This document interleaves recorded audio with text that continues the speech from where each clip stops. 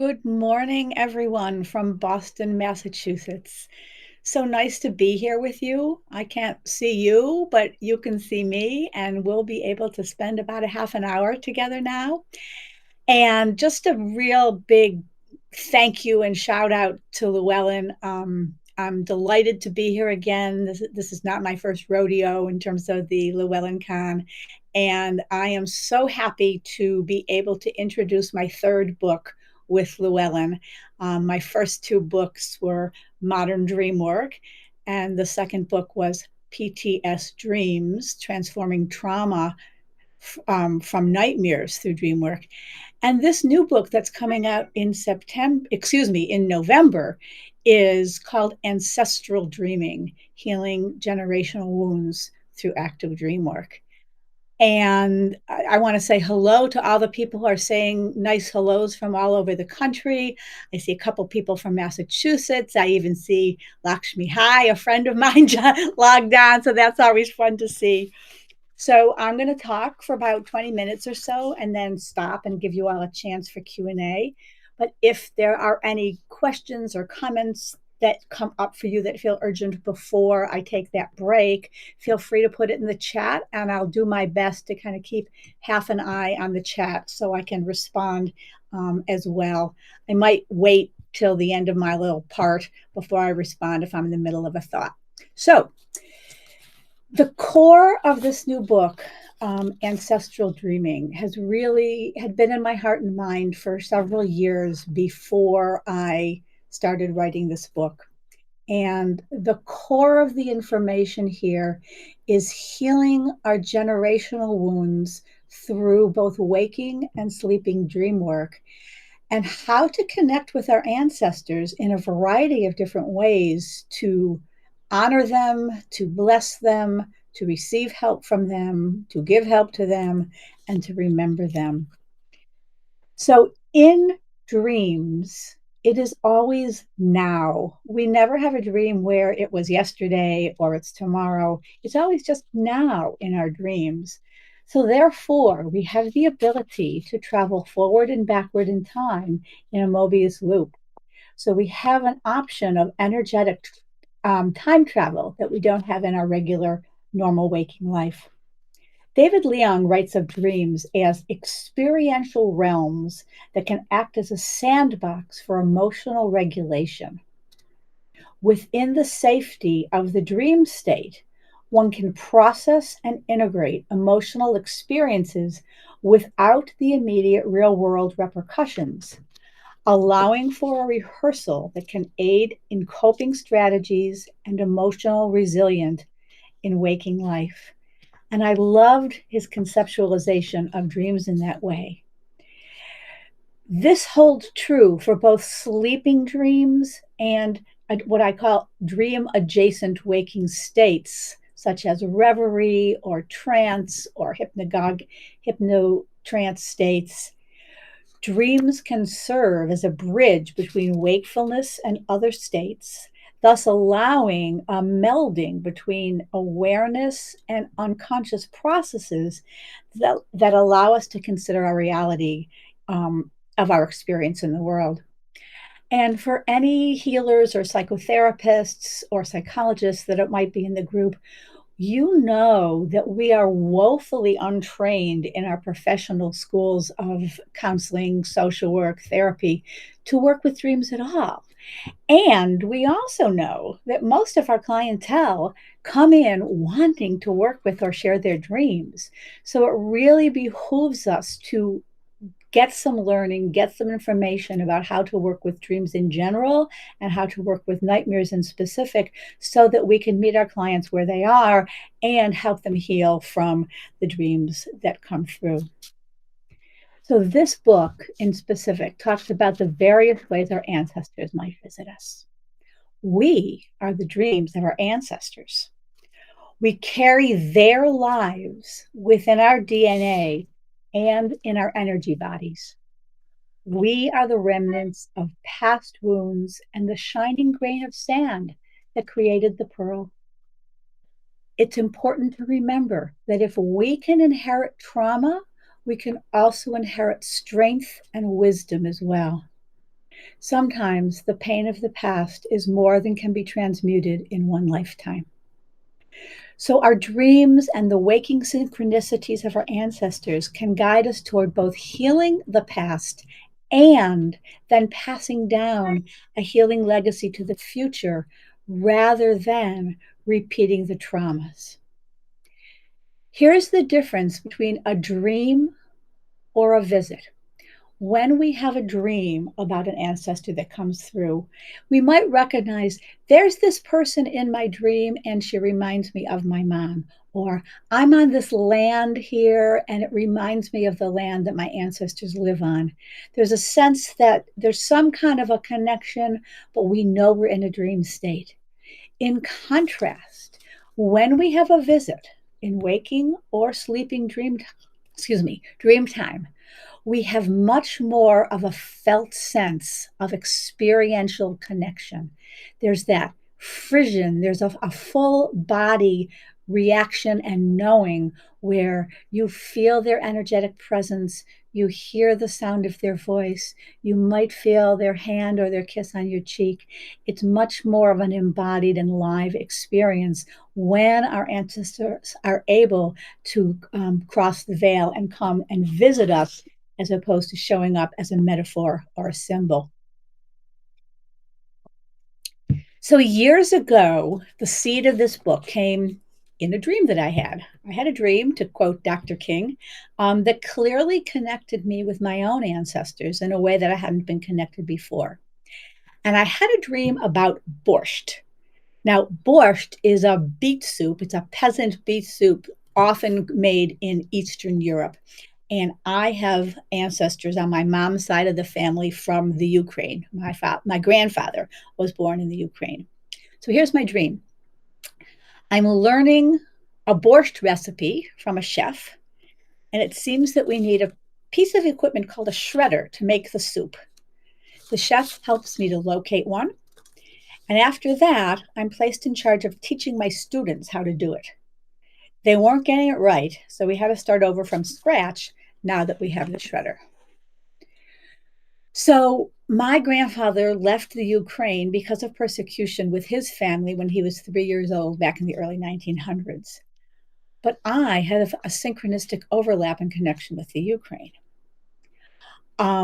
In I have a friend from my IASD, the International Association for the Study of Dreams, a friend named Jose Lara, who was an American aid volunteer in the Ukraine.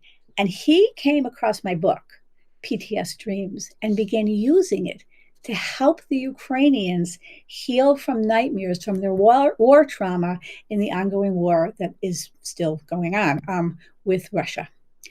And I felt really honored to be of assistance in some way. So my work was being shared in the land of my ancestors, and that was a sign to me that it was time for this next book to be born. So work is ultimately about hope and healing. We're all hardwired for healing. This is what Diana Fosha tells us in her ADEP psychotherapeutic process. The very fact that we've survived, sometimes against all odds, is testament to our ancestors' dreams. Somewhere in our history, in the near or the far past, most of us had ancestors who whispered to their children, survive. Take this amulet, this sacred text, these beads, these words, these candlesticks, this recipe, this clod of earth, and carry our story forward.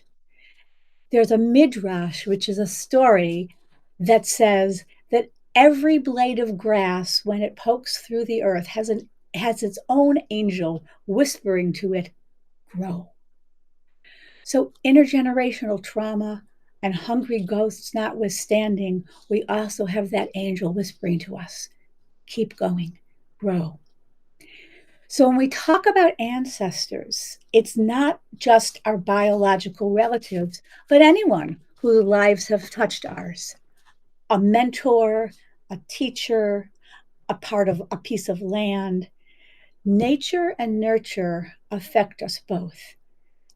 through parenting and what we've learned through the study of epigenetics, and I have a whole chapter on this in my new books, is that the seeds of who we become are actually already present in our grandmothers before our mothers were born.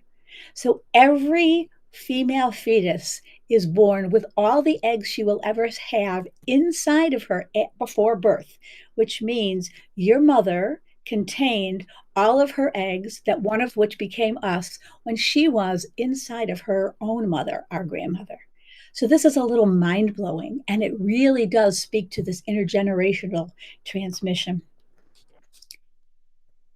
So we also talk about in the book, in addition to the intergenerational aspect, is the connection with the land and how important that is at several layers of being.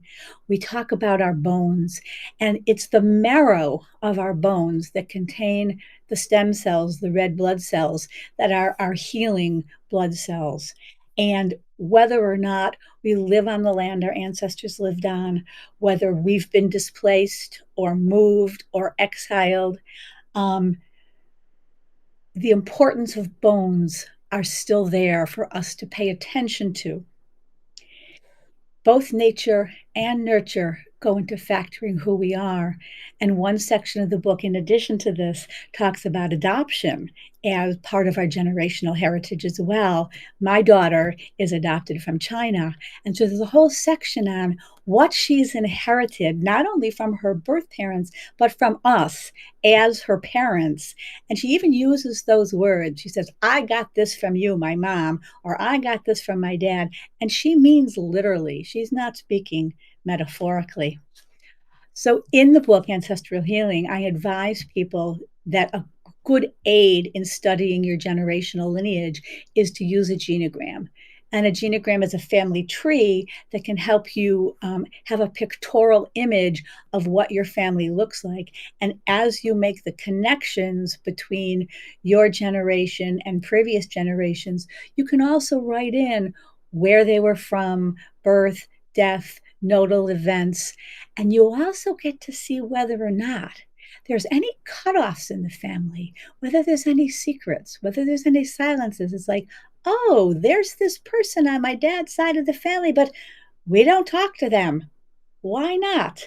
So it's an opportunity to do some exploration. And that leads me into talking about the 6 types of calls that I have outlined that we may get from our ancestors. Now, we're not necessarily limited to these 6 calls, but this is how I've delineated them and have seen the variety of calls that come through. So the first is when our ancestors come through to say, we're still here. As Faulkner famously said, the past, our ancestors are not dead, and the past is not even past. I think I paraphrased him there, but you get the point. They're still here, and sometimes they come through simply to say, I'm still here, I'm watching over you, we're still connected. When my dad died, my mother reported that every day for a week, a cardinal came and knocked at the window of her bedroom. Never before and never since. And she was convinced that that was my dad coming in cardinal form to say, hi, honey, I'm still here. I'm still watching out for you from the other side. And we've all adopted that as well. And every time now we get the cardinal family at our bird feeder, I say, hi, Bud, hi, Mom. I call him Bud because he's my stepfather. So it's just such a lovely idea. So the first call is we're still here. The second call is we have gifts for you. We have blessings for you. Please let me give you these gifts or blessings that I can give you from the other side.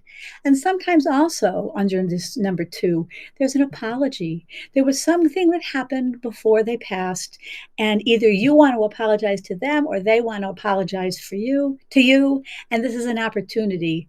So it's not too late to be able to say, oh, I'm sorry, from either side of the veil, and have that received. The third type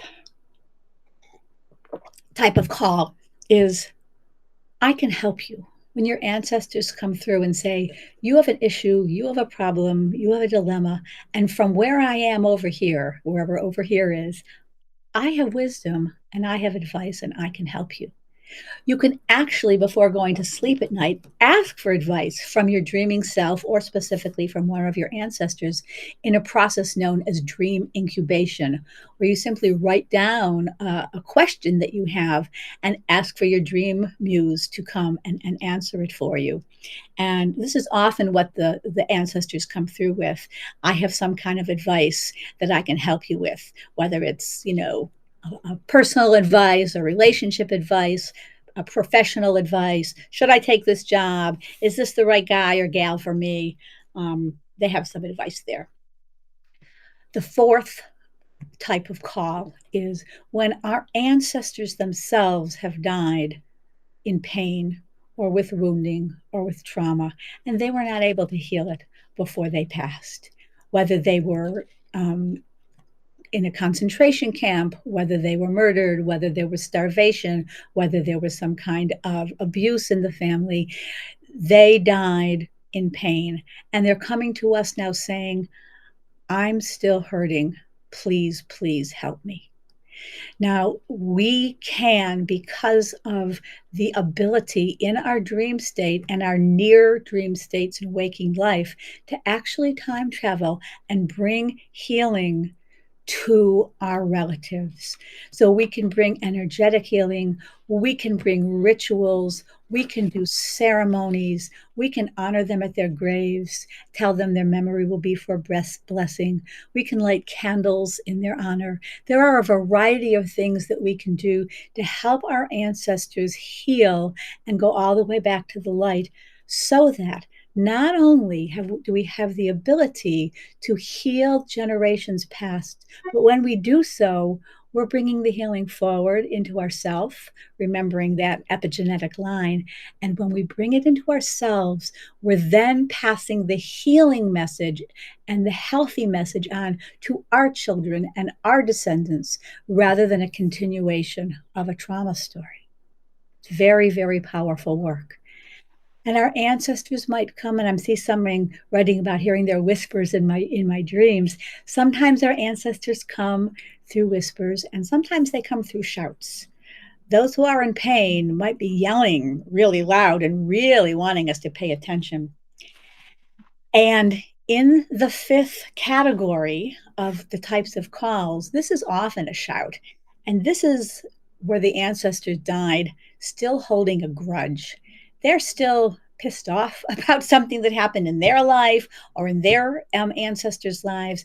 Think about long-standing feuds like the Hatfields and the McCoys or the Montagues and the Capulets. And they're saying to you, we want you to continue this. We want you to pick up where we left off and continue this grudge match. And this is where you get to say no. So sometimes we say yes and we welcome our ancestors in, and sometimes we say no. This is not my story. This is not my issue. This is not my journey. And I will have good boundaries. And there's a whole protocol in the book about establishing boundary balances really, really safely. And you can have good boundaries with these relatives and send them back to the light so they can be healed and let go of this grudge that they inadvertently carried over to the other side of the veil that's really long gone. Because the people who had a grudge match aren't there anymore. Our bodies aren't there anymore. But sometimes the imprint of their life on our spirit or on their spirit is still hanging around. So we don't need to carry these imprints if they're not us, right? Some of the things I talk about in the book is to really differentiate what is us, what is not us, what is mine to carry, what is not mine to carry. What do I want to pass on to my descendants, and what do I not wanted to pass on to my descendants?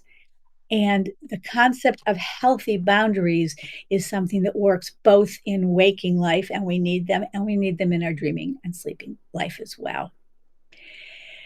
The last message, and then I'm going to look at the chat and open it up to other questions and answers. The last message that I've delineated is when our ancestors come through and simply say, remember me.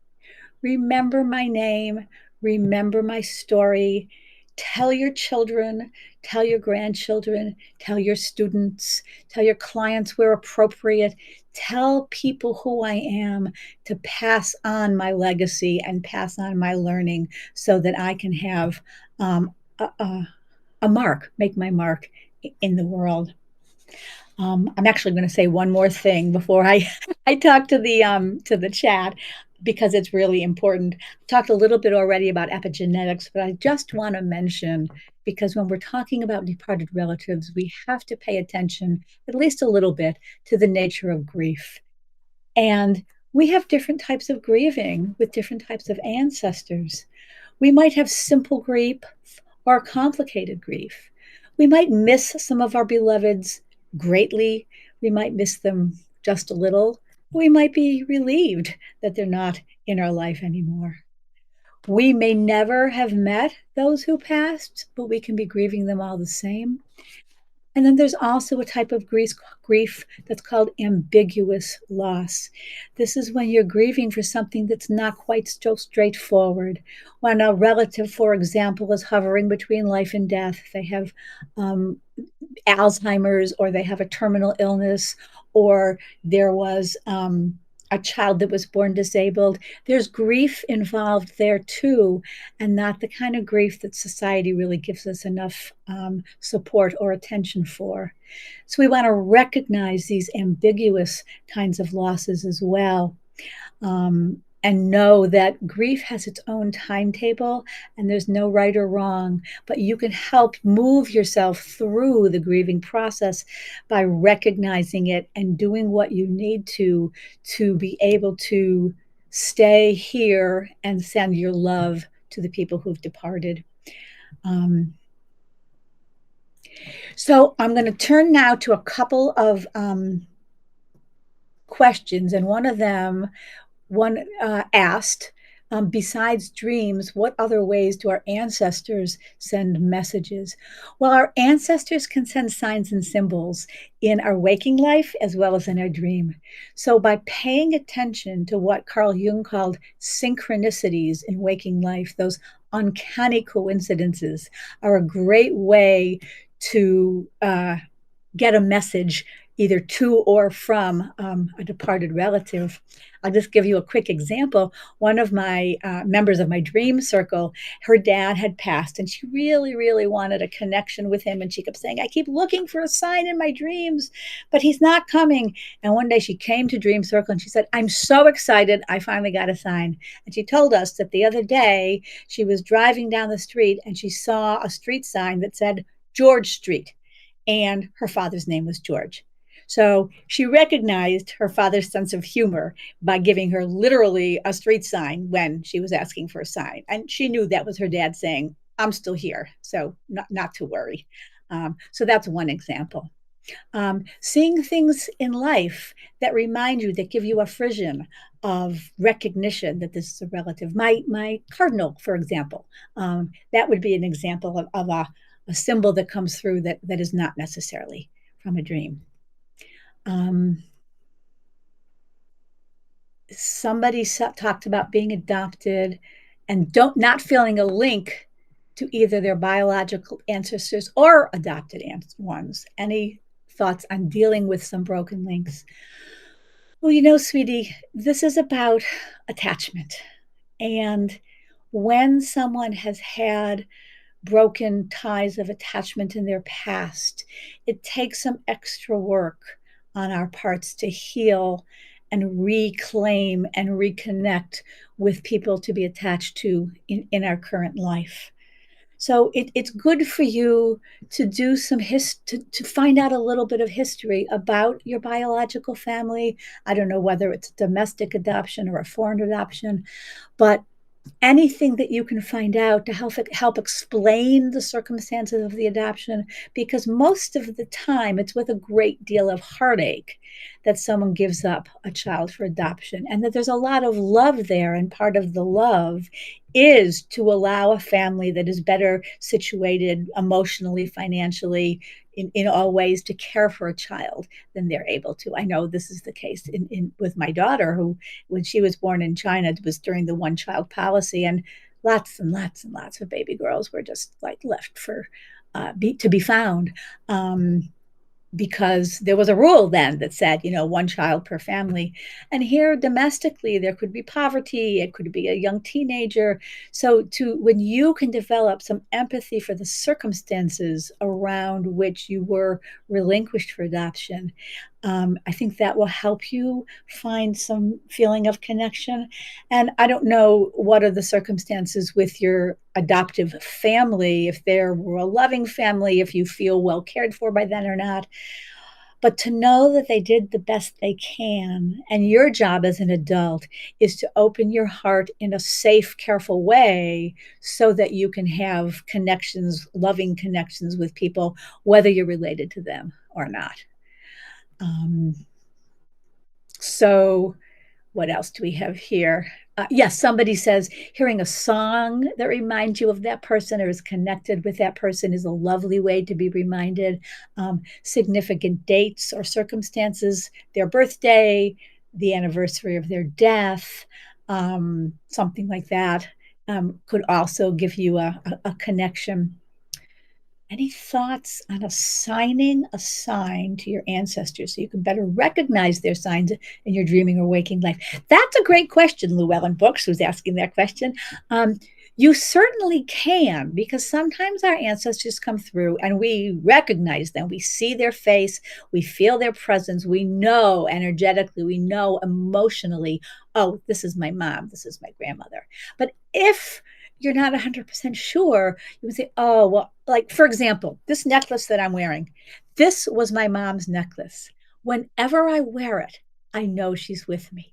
I know she's with me even when I don't wear it, but I especially know she's with me when I do wear it, which is why I try to wear it when I'm talking about my ancestors. So here's an example of sort of, I guess I've sort of assigned that, given that this is her necklace and it's the only thing of hers that I've inherited that I really like, that's my taste in jewelry too. So that gives me a connection to her. Or if you have a dream and you recognize a particular tree in your dream that was the tree that you had picnics under in your backyard when you were growing up, anything that reminds you of your childhood, a place in nature, some people, the house you grew up in, these signs can also be a way of connection. Let's see, it's going so fast. Example, how we can call out to our ancestors. Yeah, somebody asked, how can we call out our ancestors? Some of our ancestors are very casual and they'll just show up, and knock on the door of our waking or sleeping psyche and say, hi, here I am. But others are a little bit more prim and proper, and they need what I call a dream invite. They need an invite. They wouldn't dream of showing up unless you invited them. So you might just want to call out and say, hey, Grandma Susie, I'd like to invite you to come visit me in my dream. Or Grandpa John, could you show up? Could you give me a sign? I'm going to be looking out for a man with a beard who reminds me of you. Or maybe I'm going to look for a street sign that says John Street. Let's see, we have just another minute or two left here before I'm going to get cut off. Let me see what other questions I can find. Someone says, I heard voices saying a word or two when half asleep. And it's kind of been confusing. Well, that half asleep state is an actual form of dream. It's called, Jung called it the hypnopompic and the hypnagogic zones. When you're not quite asleep and you're not quite awake, it's the same state of being as in your dream, but you have the extra bonus of a conscious awareness at the same time that you're partially unconscious. So your waking sensor brain has started to shut down, but hasn't entirely shut itself down. So that's a wonderful, wonderful time to tune in for messages from the other side. And I encourage you all to write down your dreams and write down your dreams in these in-between states as well, because dreams are like wisps of smoke, right? poof, you sit up too fast and they're gone. So keep that journal by your bed and write them down. Oh, thank you. I'm getting some people saying thank you for the presentation. Oh, it's wonderful. Someone has uh, had their parents come and visit.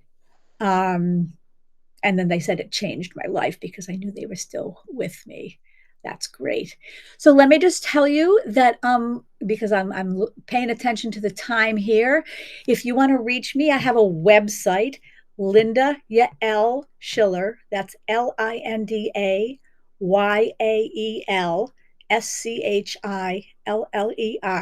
LindaYaelSchiller.com. That's my overall website. And then, oh, Llewellyn just put that up. Thank Llewellyn for posting that. I also have an email if you want to contact me directly, LindaYSchiller@gmail.com. And each of my first two books, Modern Dreamwork and PTS Dream, has its own website, and Ancestral Dreaming is already available for pre-order. You can get your pre-order in now, and it will show up on your doorstep in November. So there's a lot of excitement happening to get the book ready and get it out. You can go to Llewellyn under Ancestral Dreaming, and you can see the beautiful cover that they have already designed, and read the summary of it, and read the endorsements that I've had from friends and colleagues who have read it. And I think as I pay attention to the time, I'm noticing that we're almost out of time, but they haven't cut me off yet. And because I'm a talker, I'll just keep going, I think, until I get cut off. Thank you, everyone who's thanked me for the presentation. It's wonderful having you be here, even though I can't see you. Thank you, Granddaughter Crow, and thank you, Sandra and Nancy and Mel. Oh, Mel says, I can't wait to read your book. Thank you. I can't wait for it to be out because I've just been reading it. I haven't even gotten the galleys yet, but I've been reading it, through the whole notes process and making amendments and everything. And I'm kind of scrolling. Oh, and someone, Emra says, when this is great. She was on her way to her grandmother's funeral and put the radio on, and they were playing the Adele song with the line, "Hello from the other side." That's great. That's great. There's a song actually by Maroon 5, and where they're raising a glass to their departed relatives. And I always thought it said when the dreams come through, but it actually said, you could when the drinks are coming through. But I always like the idea that it's when the dreams come through. So I always think that that's what they're actually talking about.